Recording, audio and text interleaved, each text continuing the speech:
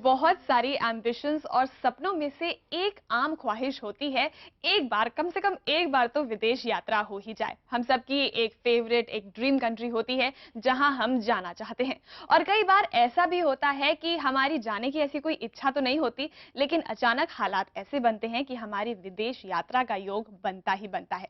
जी हाँ, ये योग बनता है। ये योग बनता है आपकी कुंडली में। कुल मिलाकर आपके सितारों का खेल कुछ ऐसा होता है कि आप अल्टीमेटली इंडिया से टेक ऑफ करते हैं और लैंड करते हैं एक कंट्री में जो कई बार आपकी ड्रीम कंट्री भी होती है। कैसे होता है ये सब कुछ, किस तरह से आपकी कुंडली बताती है कि आप विदेश यात्रा करेंगे या बाहर ही सेटल हो जाएंगे, इसी बारे में आज बात करेंगे तथास्तु में। और ये सब बताने के लिए हमारे साथ हर बार की तरह हैं हमारी बहुत ही खास मेहमान आभा शर्मा। आभा जी, बहुत बहुत स्वागत है शो में। नमस्कार। आप टेक ऑफ के लिए तैयार हैं? जी बिल्कुल। चलिए, तो आभा जी भी टेक ऑफ के लिए तैयार हैं, हम भी टेक ऑफ के लिए तैयार हैं, और आप भी अपनी कुर्सी की पेटियां बांध लीजिए, क्योंकि इस आधे घंटे हम लोग बात करेंगे कि किस तरह से आपकी कुंडली बताती है कि आप विदेश यात्रा करेंगे या नहीं। और अगर आपके भी कुछ सवाल है इस टॉपिक से रिलेटेड तो आप हमें कॉल कर सकते हैं। नंबर है 0120399111। और अगर आप अपने भविष्य से जुड़ा कुछ सवाल पूछना चाहते हैं तो उसके लिए आपको करना होगा हमें एसएमएस, जिसमें होंगी आपकी डिटेल्स। एसएमएस नंबर है 560068। आभा जी, विदेश यात्रा हर कोई करना चाहता है। किस तरह से कुंडली बताती है कि आप विदेश जाके घूम आएंगे या फिर वहां पर सेटल ही हो जाएंगे? जी देखिए, भारतीय तो प्राचीन काल से ही विदेश यात्रा के शौकीन रहे हैं और हमारे करीब 1400 साल का इतिहास मिलता है जब भारतीय प्राचीन भारत में जाते थे विदेश, जहाँ तक कि इवन चीन, जापान, कंबोडिया, सीरिया, जावा, सुमात्रा और इवन दक्षिण अमेरिका, मेक्सिको, यहाँ तक भी भारतीय संस्कृति की झलक मिलती है। जी। और इसीलिए उसके बाद जब मध्यकालीन युग आया तब मुगल राजाओं के आक्रमण के कारण कुछ कमी आ गई इसमें, लेकिन फिर आज़ादी के बाद फिर से भारतीय शिक्षा के लिए, व्यवसाय के लिए, धन कमाने के लिए और कभी कभी इलाज के लिए भी विदेश जाते रहे हैं। जी। तो ये तो हमेशा से ही रहा है। तो कुंडली तो, क्योंकि ज्योतिष तो एक सनातन हमारा शास्त्र ही है, तो इसलिए इसके कॉम्बिनेशन शुरू से ही रहे हैं कि कोई व्यक्ति क्यों जाएगा विदेश। तो इसके लिए 3 तरह से चीजें मुख्य आती हैं कि कौन से ग्रह हैं मुख्य इसके लिए, कौन सी राशियां हैं और कौन से घर हैं, जो कुंडली के 12 घर हैं।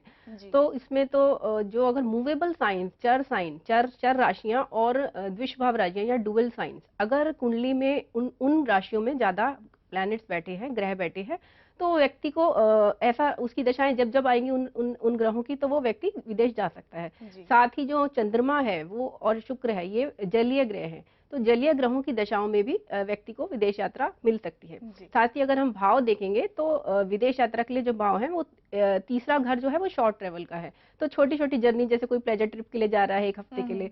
और सप्तम भाव भी फॉरेन ट्रेवल का है, बिजनेस टूर्स का है, बिजनेस ट्रेवल्स का है, तो उसमें जा सकता है। 12वां घर तो विदेश का ही बताया गया है, तो 12वें घर के स्वामी की अगर दशा आएगी तो विदेश जा सकता है।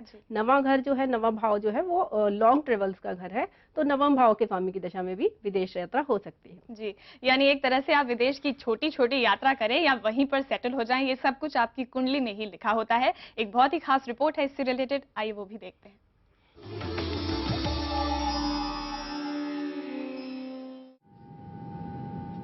व्यक्ति के जीवन में कई बार ख्वाहिश होती है कि वो विदेश यात्रा करे, चाहे विदेश यात्रा किसी भी वजह के लिए हो।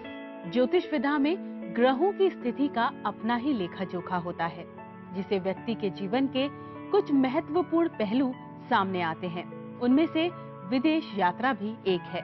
जन्म कुंडली को देखकर और उसके नक्षत्रों की स्थिति को देखकर ये पता लगाया जा सकता है कि कुंडली में विदेश यात्रा का योग है या नहीं। उस स्थिति का भी पता लगाया जा सकता है कि कौन से क्षण या उम्र के किस पड़ाव में विदेश यात्रा होगी। विदेश यात्रा का उद्देश्य शिक्षा प्राप्त करना, व्यापार या नौकरी इत्यादि हो सकता है। तो आप पढ़ने जाएं या नौकरी के सिलसिले में जाएं या लड़कियों के लिए शादी करके आप बाहर ही सेटल हो जाएं, ये सब आपकी कुंडली में ही लिखा होता है। आभा जी, हमारे एक व्यूअर हैं जिन्होंने हमें एसएमएस किया था, उनकी भी इसी से रिलेटेड प्रॉब्लम है, तो उसे मैं यहाँ पर जरूर लेना चाहूंगी। एंड्रयू डैन है उनका नाम, दिल्ली से उन्होंने हमें एसएमएस किया है। उनका सवाल है कि वीजा प्रॉब्लम हो रही है उन्हें और वो परमानेंट रेजिडेंट होना चाहते हैं, विदेश जाने का योग है या नहीं? जी देखिए, 12 दिसंबर 1973 की कुंडली है और समय इन्होंने 5:30 ही दिया है, दिल्ली का है। तो इनका वृश्चिक लग्न और सिंह नवांश की कुंडली है और इनका जो इनकी कुंडली में अगर हम दशाएं देखें तो अभी बुध में शुक्र की दशा चल रही है। वैसे तो जलीय ग्रह की दशा है और शुक्र इनके 12वें घर के स्वामी भी हैं, तो विदेश यात्रा तो इस साल का योग बन रहे हैं, लेकिन ये दशा सिर्फ नवंबर 2010 तक है। तो अगर ये प्रयास करेंगे तो इस साल तो ये जा सकते हैं नवंबर तक, उसके बाद फिर इन्हें सितंबर 2016 के बाद ऐसी दशाएं मिलेंगी कि ये तब जा पाए। तो इसीलिए इस साल इन्हें बहुत मेहनत कर लेनी चाहिए अभी, तब ये जा सकते हैं। और इनका बाहर सेटल होने का भी योग है? जी, बाहर सेटलमेंट तो फिर वो अगर अभी चले गए तो हो सकता है, अदरवाइज सितंबर 2016 के बाद ही होगा। जी, तो एंड्रयू, नवंबर 2010 का वक्त है आपके पास। इस बीच आप अपनी कोशिशों को खूब तेज कर दीजिए ताकि आप जो चाहते हैं, बाहर जाना चाहते हैं, वो जो है आपकी प्रॉब्लम जरूर सॉल्व हो जाए। आभा जी, आपने बोला कि कुंडली बताती है कि किस तरह से योग बनते हैं विदेश यात्रा के, घूमने के हो या वहां सेटल होने के हो। क्या कुंडली ये भी बताती है कि आप दुनिया के कौन से कोने में जाएंगे? जी बिल्कुल, ये तो दिशा तो एटलीस्ट बताई ही जा सकती है कि एक वेस्टर्न कंट्री में कोई जाएगा या ईस्टर्न कंट्री में जाएगा या नॉर्थ वेस्ट में जाएगा। तो ये तो राशियां, हर राशि 12 राशियां हैं और वो अपनी अपनी एक एक दिशा को बताती हैं। तो वो हमें कुंडली देख के पता चल जाता है कि कहाँ कोई जाएगा। जी, तो चलिए कुंडली देखकर पता चल जाता है कि आप दुनिया के कौन से कोने को घूम कर आएंगे या फिर वहां पर सेटल होंगे। फिलहाल हमारे लिए वक्त एक छोटे से ब्रेक का हो गया है। अगर आपके भी कुछ सवाल हो इस टॉपिक से रिलेटेड तो आप हमें कॉल कर सकते हैं 0120399111 पर। अगर आप अपने भविष्य से जुड़ा कुछ सवाल जानना चाहते हैं तो उसके लिए आपको अपनी डिटेल्स हमें SMS करनी होंगी। नंबर है 560068। लेते हैं एक छोटा सा ब्रेक, जल्द लौटते हैं।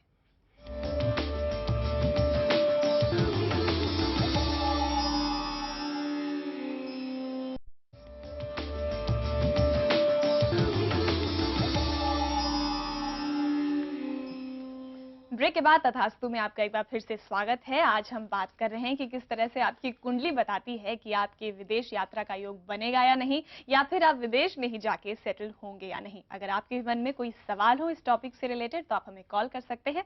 नंबर है 0120399111। और अब है बारी आपको एक ऐसी कुंडली दिखाने की, एक ऐसी लेडी की कुंडली दिखाने की जो बाहर जाके सेटल हुई, लेकिन उनके साथ कुछ ऐसे हालात बने कि उन्हें वापस लौटना पड़ा। इनकी कुंडली मिथुन लगन और एरीज नवांश यानी मेष नवांश की कुंडली है। अब इनकी कुंडली में देखिए जो लग्नेश है वो 12वें घर में बैठे हैं, बुध जो है। तो जब भी लग्नेश और 12वें घर का संबंध आता है, लगन और 12वें घर का, तो व्यक्ति विदेश में जाके जरूर, विदेश से उसका संबंध आता है, वो यात्रा जरूर करता है।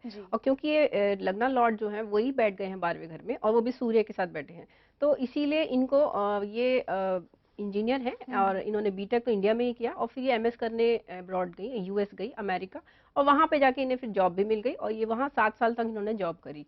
और लास्ट ईयर इनको एक कन्या रत्न की प्राप्ति हुई और उसके बाद फिर ये, क्योंकि इनके पति की भी नौकरी छूट गई और इनकी भी, इन्होंने भी छोड़ दी, तो अब ये वापस मद्रास वापस आ गई हैं और भारत में सेटल हो रही है। जी, यानी कुल मिलाकर कुंडली में ऐसे योग बने कि ये बाहर गई, लेकिन हालात ऐसे बने कि इन्हें वापस आना पड़ा। और यकीन मानिए ये सब उनकी कुंडली में ही लिखा था। इनकी कुंडली में एक और बात है कि देखिए पंचमेश जो शुक्र हैं, जो पढ़ाई के लॉर्ड हैं, वो 11वें घर में बैठे हैं और वो देख रहे हैं, जो कि साथ में 12वें घर के लॉर्ड भी हैं। तो जो पंचम और 12वें घर का संबंध आ रहा है, तो ये दिखा रहा है कि शिक्षा के लिए व्यक्ति विदेश जाएगा और फिर वो उसके थ्रू धन भी कमाएगा, क्योंकि 11वें घर में शुक्र आ गए और शुक्र जलीय ग्रह है। तो ये बहुत क्लियरली इनकी कुंडली में दिखता है कि ये पढ़ाई के लिए अवश्य विदेश जाएंगी, वहां पैसा कमाएंगी और फिर कुछ समय वहां रहेंगी भी और उसके बाद वापस आएंगी। चलिए अब आगे बढ़ाते हैं सिलसिले को, एसएमएस के सिलसिले को। उन व्यूवर्स के एसएमएस जो हमें इस पूरे हफ्ते भेजते रहते हैं अपनी डिटेल्स, और आभा जी उनकी कुंडली के साथ तैयार हैं। आभा जी शुरू करते हैं। एंड्रयू डैन की हमने बात कर ही ली है। अब सवाल लेते हैं बिनीता हरपाल का, जिनका प्लेस ऑफ बर्थ है राउरकेला। जानना चाहती हैं अपने करियर के बारे में, एजुकेशन के बारे में, कौन सी फील्ड चुने। जी, 9 नवंबर 1992, 5:45 राउरकेला। ये तुला लग्न, जिसमें सूर्य नीच के होकर लग्न में बैठे हैं और मीन नवांश की कुंडली है। चंद्रमा इनके मेष राशि में सप्तम भाव से देख रहे हैं। तो इन्होंने एजुकेशन 17 साल की तो ये हैं ही, अभी पढ़ ही रही हैं। तो इनकी कुंडली में जो एजुकेशन आती है, 10वें घर में नीच का मंगल बैठा है और शनि की उस पर दृष्टि है, चौथे घर के स्वामी है, चौथे घर से देख रहे हैं। तो मंगल और शनि का तो रोल आ ही रहा है, और जो 10वें घर के स्वामी हैं यानी प्रोफेशन के, वो भी सप्तम से देख रहे हैं। तो अब ये पढ़ सकती हैं आगे मार्केटिंग, अगर ये फील्ड पकड़े, या कॉमर्स अकाउंट्स ले सकती हैं ये कॉलेज में अपना, जैसे 12वीं कर रही होंगे अभी, तो इसमें इनका आगे जाके करियर भी बनेगा। जी, तो बिनीता आपके लिए जो परफेक्ट फील्ड है वो है मार्केटिंग, कॉमर्स, फाइनेंस। इस सेक्टर में आप जाएंगी तो आप अच्छा करेंगी। आभा जी आगे बढ़ते हैं। एक व्यूअर है हमारी, उनका नाम लेने को उन्होंने खुद ही मना किया है, तो वो मैं नहीं ले सकती। पटना से इनका एसएमएस आया है, काफी छोटी बच्ची हैं ये, और इनके लिए कहा गया है कि ये बहुत डिस्ट्रैक्टिव हैं, केयरलेस हैं। शायद इनके पेरेंट्स ने एसएमएस किया है इनकी पढ़ाई और करियर के बारे जी, में। ये 11 साल की हैं, 2 अक्टूबर 1998, 10:20 पटना की कुंडली है, और ये वृश्चिक लग्न और वृश्चिक की नवांश है। अब इनकी दशा चल रही है राहु में शनि की, और राहु मंगल के साथ 10वें घर में सिंह राशि में बैठे हैं। मंगल जो कि वैसी दिग्बली है और सिंह राशि में मित्र राशि में है, लेकिन क्योंकि राहु उनके साथ है, तो राहु की दशा में मंगल का रोग जो कि एग्रेसिवनेस है वो आ गई है। और इनका क्योंकि मंगल लग्नेश भी है और 10वें घर से देख रहा है लगन को, इसीलिए इनकी जो पर्सनैलिटी है वो ऐसी डेवलप हो रही है कि बहुत डिस्ट्रैक्टिव हैं, केयरलेस हैं, और शायद ये कहते हैं ना वो जो बच्चे दंगे करते हैं या झगड़ा करते हैं या सबको तंग करते हैं, ये उस तरीके का इनका अभी चल रहा होगा स्वभाव।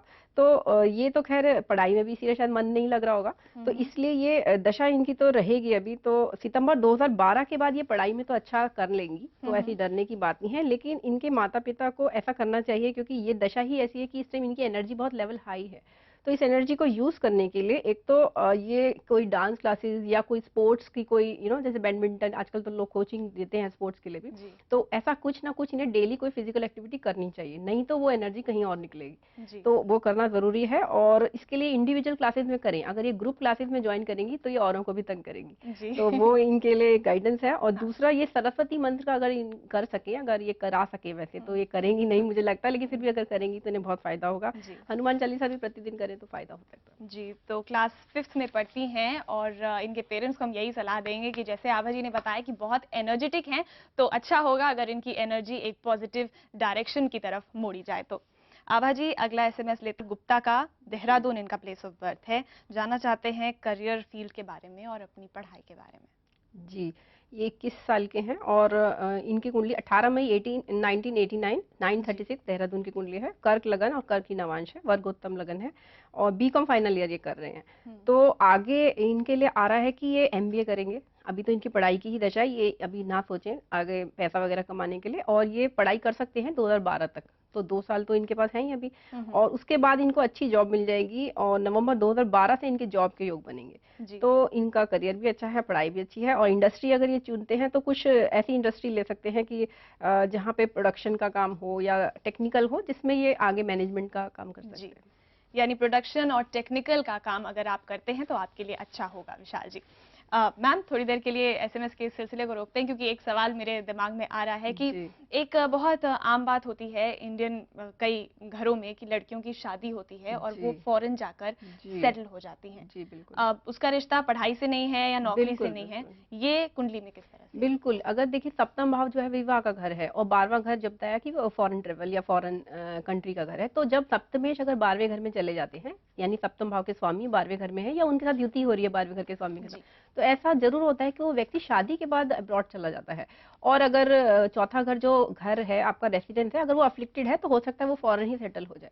तो जब 4, 7, 12 का संबंध आ जाता है तो ये माना जाता है कि शादी के बाद वो विदेश में ही सेटल हो जाएगी। जी, क्या बात है। और इसी के साथ हमारे लिए वक्त हो गया एक छोटे से ब्रेक का, तो मैं और आभा जी फिर से टेक ऑफ करते हैं, लैंड करेंगे अगले सेगमेंट के साथ, और कुछ और एसएमएस के साथ लेते हैं एक छोटा सा ब्रेक, जल्द लौटते हैं।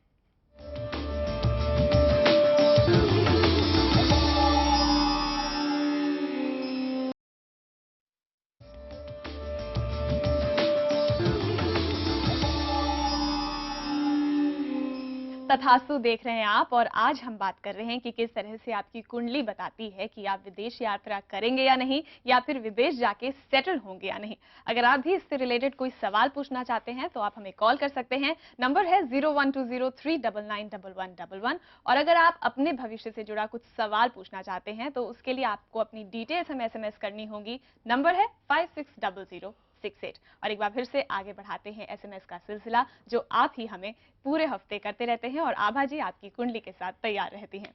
आभा जी, बात करते हैं सुप्रिया दास की। इनका प्लेस ऑफ बर्थ है पुरुलिया, वेस्ट बंगाल, और पूछ रही हैं अपनी पढ़ाई के बारे में, जॉब कब मिलेगी, काफी बुरा वक्त चल रहा है इनका। देखिए ये इनकी कुंडली में ऐसा लगता है कि इन्होंने कुछ गैप भी आया होगा इनके इसमें, इनके इनकी शिक्षा में, क्योंकि देखिए पंचमेश जो है, जो बुध है वो वैसे तो उच्च के हैं, लेकिन साथ में शुक्र वहाँ बैठे हैं नीच के, और शनि की दृष्टि पड़ रही है 8वें घर से, जो प्रॉब्लम्स का है और हिंड्रेंसेस का है, और 11वें घर से मंगल भी देख रहे हैं। तो इनकी पढ़ाई में बहुत प्रॉब्लम्स आएंगी, इन्हें तैयार रहना चाहिए इस बात के लिए। लेकिन क्योंकि पंचमेश उच्च के हैं तो वो इनको स्ट्रेंथ दे रहे हैं, एक रेसिस्टेंस पावर दे रहे हैं, तो इनको डरने की जरूरत नहीं है, इनको सफलता जरूर मिलेगी। और इन्होंने कुछ गैप भी शायद इनके आया होगा, इन्होंने स्विच ओवर भी किया होगा, मुझे लगता है शायद साइंस पढ़ा हो इन्होंने, और अब ये आगे जाके अब ये चेंज कर रही हैं लाइन, और शायद बीकॉम करना चाहती हैं। तो ये स्ट्रगल तो है, लेकिन इनको ये ध्यान रखना है कि इनका जो प्रोफेशन है वो गवर्नमेंट जॉब नहीं होगी, और प्राइवेट सेक्टर में ही नहीं जॉब मिलेगी। तो ये उसी से आपसे अपनी एक्सपेक्टेशंस और एम्बिशन बनाए। जी, तो अच्छा है इनका आगे सब। जी, तो सुप्रिया जी, आपको जो राय दी है आभा जी ने, प्लीज इसे फॉलो कीजिएगा, and good luck to you. आगे बढ़ते हैं, विक्रम राज का एसएमएस लेते हैं। आलातुर इनका प्लेस ऑफ बर्थ है, जानना चाहते हैं करियर के बारे में, सिविल सर्विस के लिए तैयारी कर रहे हैं, उसके लिए चांसेस जानना चाहते हैं, और ये भी पूछ रहे हैं कि लव मैरिज इनकी कुंडली में है या नहीं। जी, ये 16 अक्टूबर 1988 3:25 आलातुर केरला की कुंडली है, और इस कुंडली में सिम लगन है, और शुक्र और केतु बैठे हैं लगन में ही, और बृहस्पति 10वें घर में है वृषभ राशि में। नवांश वर्गोत्तम है लगन, तो सिम नवांश है। ये बीकॉम फर्स्ट ईयर कर रहे हैं, ठीक है, और ये प्रिपेयर भी कर रहे हैं सिविल सर्विसेज के लिए। तो इनकी कुंडली में देखिए, जो मेन होता है आईएएस मेन वगैरह सर्विसेज, उसमें तो योग कम है, लेकिन अलाइड सर्विसेज में इनके योग बनते हैं, और गवर्नमेंट जॉब तो खैर है इनका, और इवन इनकम टैक्स या आरबीआई, रिजर्व बैंक, या स्टेट बैंक वगैरह में भी ये जा सकते हैं। तो ये बस ये रखें कि ये मेहनत तो इन्हें करनी ही पड़ेगी, क्योंकि ये आसान एग्जाम नहीं है, लेकिन मेंस के लिए इतना ज्यादा मत एम्बिशियस हो, मतलब अदरवाइज इन्हें बुरा लगेगा। लेकिन इनका अच्छा है आगे करियर, धन योग अच्छे है, राजयोग अच्छे। और लव मैरिज जी चांसेस तो हैं इनका, अपने धर्म से बाहर विवाह करने के चांसेस बनते हैं, लेकिन उसमें कोई प्रॉब्लम नहीं आएगी, मतलब कोई अपोजिशन नहीं होगा पेरेंट्स से कि ये झगड़ा हो जाए या जैसे आम होता है। तो दोनों का कंसेंट, लव कम अरेंज हो जाएगा। जी, तो चलिए विक्रम जी, लव कम अरेंज मैरिज आपकी कुंडली दिखा रही है, और साथ ही ये भी दिखा रही है कि सिविल सर्विसेज के लिए आपको मेहनत बहुत करनी होगी, कुछ एलाइड यानी कुछ ब्रांचेस आरबीआई वगैरह में आप जा सकते हैं। बढ़ते हैं आगे और सवाल लेते हैं हेमा का, जिन्होंने जयपुर से हमें एसएमएस किया है। कहती हैं कि बहुत डिप्रेस्ड हैं काफ़ी लंबे वक्त से, शादी नहीं हो रही है, पिछले 4 साल से एफर्ट्स बहुत किए जा रहे हैं, ग्रोथ नहीं है, इंक्रीमेंट नहीं है इनके जॉब में, बहुत स्ट्रगल वाला पीरियड चल रहा है। जी, 23 फरवरी 1978 6:55 जयपुर की कुंडली है। ये 32 साल की है, इनका विवाह नहीं हुआ अभी तक, और 4 साल से इन्होंने बताया कि विवाह के लिए काफी प्रयत्न कर रहे हैं, लेकिन नहीं इनका विवाह हो रहा है। तो देखिए डिले तो इनका मैरिज में दिखता है, क्योंकि कुंभ लगन की कुंडली है, और जो लग्नेश है वो सप्तम में आ गए हैं, वक्री हैं, और साथ में छठे घर के स्वामी जो चंद्रमा है उनके साथ बैठे हैं। तो ये जो चंद्रमा और शनि की युति है, ये ही दिखा रही है कि इनको डिप्रेशन होता होगा जब इनको ऐसी दशाएं मिलती होंगी।